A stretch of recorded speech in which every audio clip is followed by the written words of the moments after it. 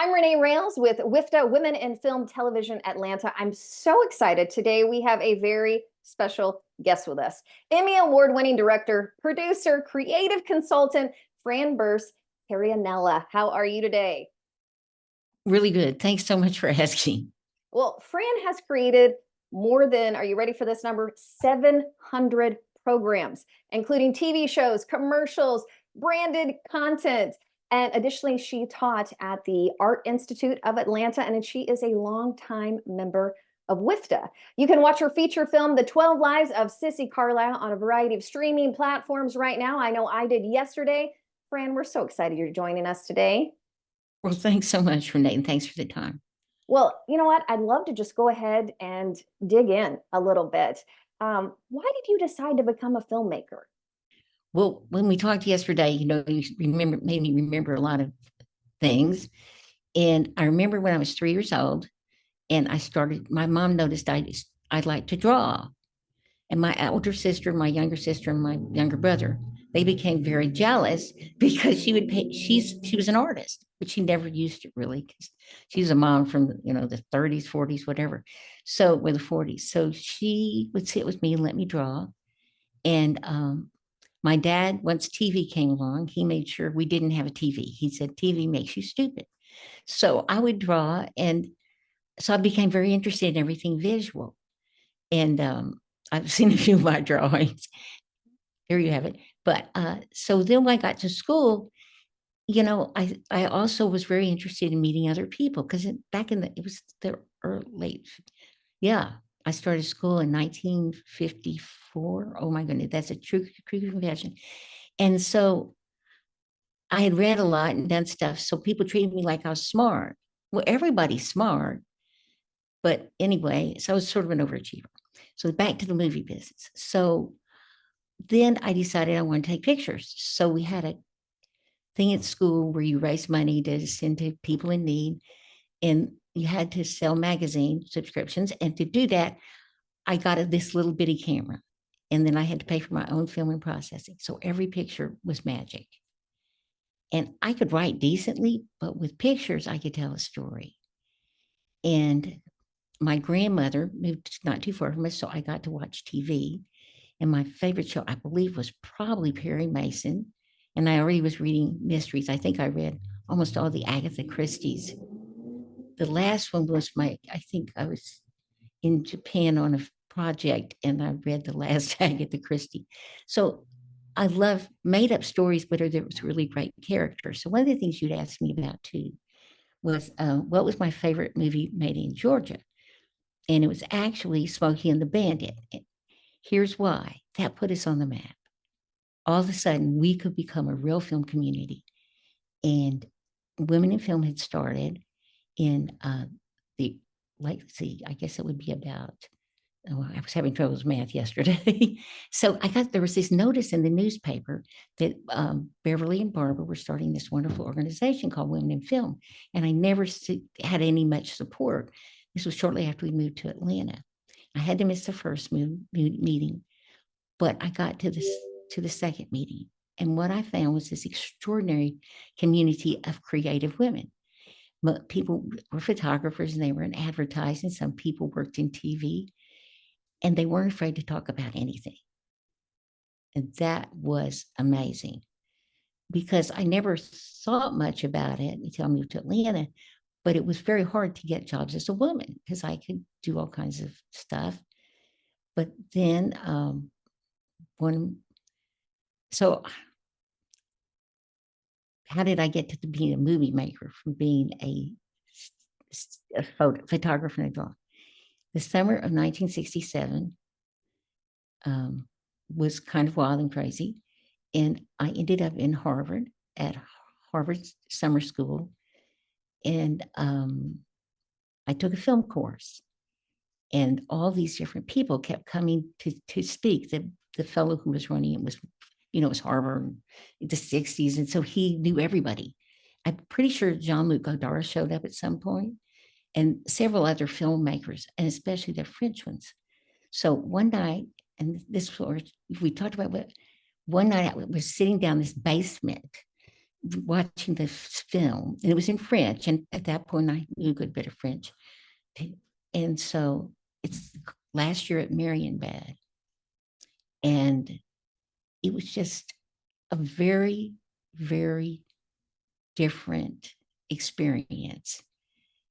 There was very little talking. People were speaking French, but it was this revisiting of what had really happened.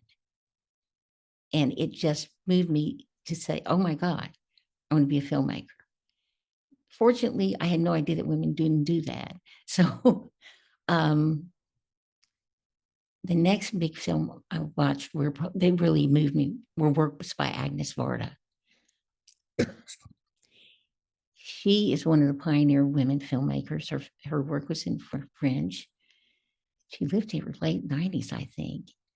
And I think the whole thing about being an artist and wanting to tell people stories, I didn't necessarily want to make them up. I wanted to base them on real things or just have other people's scripts, whatever it was. So among other things, I eventually got to sit down with her in Paris for an hour. And she was so unassuming. But back to women in film. So we started meeting, and we pretty quickly came up with a way to connect with LA, where the original Women in Film was. And I had a job at that point that was with the National Presbyterian Church. And I was filming in lots of places. So I'd arrange my trips so I could have some time wherever. So Women in Film invited me to meet their board and hosted a little event. And it was just amazing to realize that we all the same were connected to LA in a way that nobody had ever thought possible. So as Women in Film, we trusted each other, and we were really the first film-based organization here. And so many of my friends have grown out of that group, and so many people, and so many different opportunities. Well, Fran, I noticed your face lit up when you were telling the story about, the stories plural of how you found out that you wanted to become a filmmaker. And, yesterday when we spoke, I called Fran to speak to her for quite some time because her resume is so big that we had to actually kind of find a few things to focus on because she's done so many things. One of the things you said yesterday was story is necessary. And you started to talk a little bit about your tenure as a teacher at the Art Institute of Atlanta. Right. Love to hear a little bit about, you said, I'd be up for sharing one of my first assignments, and didn't know if that would be something you'd like to talk about. Oh, okay. I'm glad you remembered. So somewhere along the line, I always like to help people, but not get in their way. And so I saw something posted in the newspaper or online, and it was probably 2001. And it said that the Art Institute of Atlanta, they were trying to expand their film and video program, and they needed industry people to come and be, kind of advisory board or something. So I got there and met the director at the time, and I offered to do that. And we hit it off. He was kind of wacky too. And so we were setting up a time that, they're going to have their first meeting. Well, instead, he sent me, probably early days of email, he sent me an email and he said, Fran, I've got your first class set up. And so I went, you know what? And so I said, I can't teach. I've got like 5 projects and my son's getting ready to go to college in a few years and blah, blah, blah. Well, he persuaded me at least come to the first class. So I walked in, it was Tuesday and Thursday nights, and it was like 25 people. And I guess they'd seen my resume, so they knew I might know something, but it was the most magic time because everybody in that class wanted to learn how to tell a story with moving pictures. And many people were paying their own way. It wasn't free, or they had gotten a grant because they'd been in the military. We had a lot of veterans whom I totally respect. And everybody lit up. So one of the first assignments I probably gave was to tell a story with just like 6 pictures. And they would bring things in and they thought, well, we don't draw. I said, well, neither do I. So they would come up with ways to make that story be just magic. It would only be 30 seconds. And then they had to figure out how to tell it. And they'd show their films, and everybody was so honest and yet so open to hearing feedback that wasn't judgmental. And many of them are incredibly successful now. Many of them gone in other fields, but I was able to stay there about 14 or 15 years. And during that time, develop a lot more work of my own while also keeping my company. It was First Video Film and being a mom, being a wife. And we live in Inman Park. So there's a lot of stuff there that was going on. But it was constantly story. A couple of years ago, we did the 50th anniversary celebration of the Inman Park Neighborhood Association. And that was about how we helped stop this highway from being built, right from downtown Atlanta all the way through to Stone Mountain. And it was amazing to be part of that. Because, like they called me to come and do some photographs because we were putting something together. And I believe we were going to, post it. This was in the early 80s. And I had just had my son, and it was winter. And so I said to my husband, okay, so Joe and I are going to go up, and I'm taking a little baby carriage thing, and I'm going to film, or we're in video too. And he said, are you crazy? I said, I hope not. He said, they're going to arrest everybody that's there today. I said, well, they won't arrest me. I have a baby. He said, oh, yeah, they will, because they want to prove we're all idiots.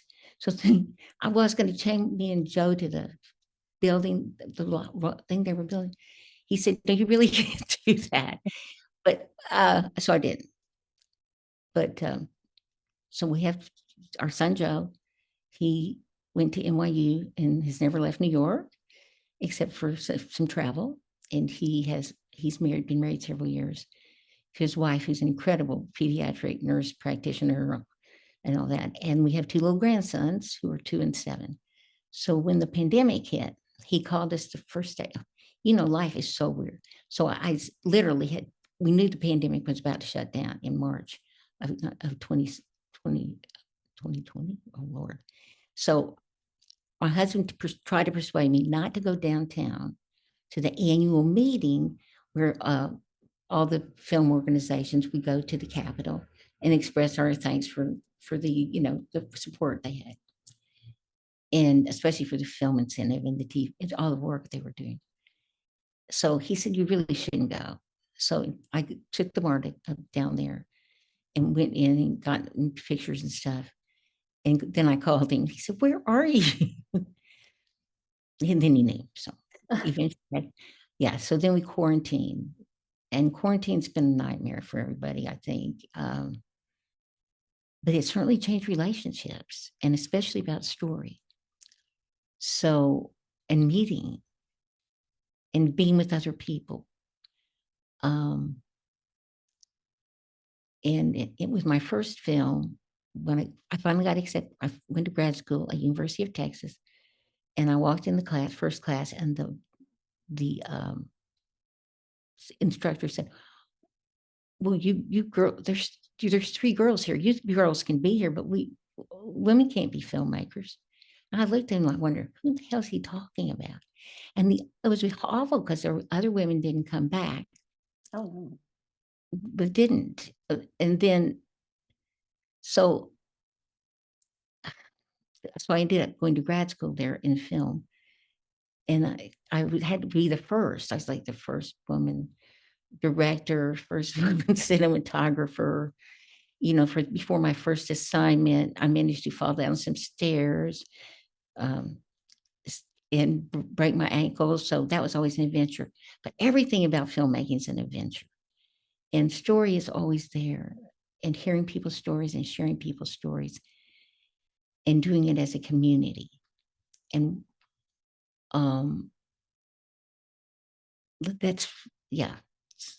that's where we are on that. And it's different because I'm older and there's so many people that have gone away. There's so many new people that are just open to so many good ideas. And I keep up with a lot of my former students.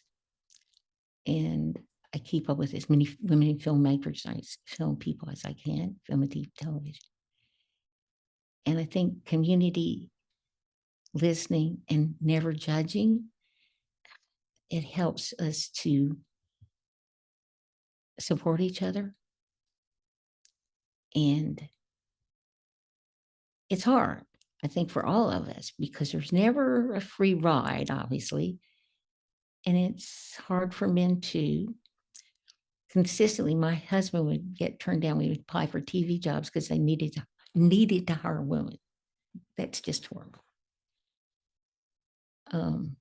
But now their doors are open. It's just who we ask for help and who we help. And if you want to tell a story, you got to tell it. You got to tell it your way. And it may be awful sounding. And if you're like me, you can direct and you can produce and you can consult and you can film, shoot. But I'm really not the best writer in the world at all. I'll write about a sentence and go, oh my God, it's terrible. So sending an email is torturous. But there's so many women in film right this minute who are making their first film. It's an exciting time. Or their second film. Well, we appreciate you joining us today, and you've given so many wise words, Fran. And please make sure you check out her film, The 12 Lives of Sissy Carlisle, on many streaming networks right now. And continue to check out WIFTA and join us at a WIFTA event. Absolutely. Thank you so much. Thank you.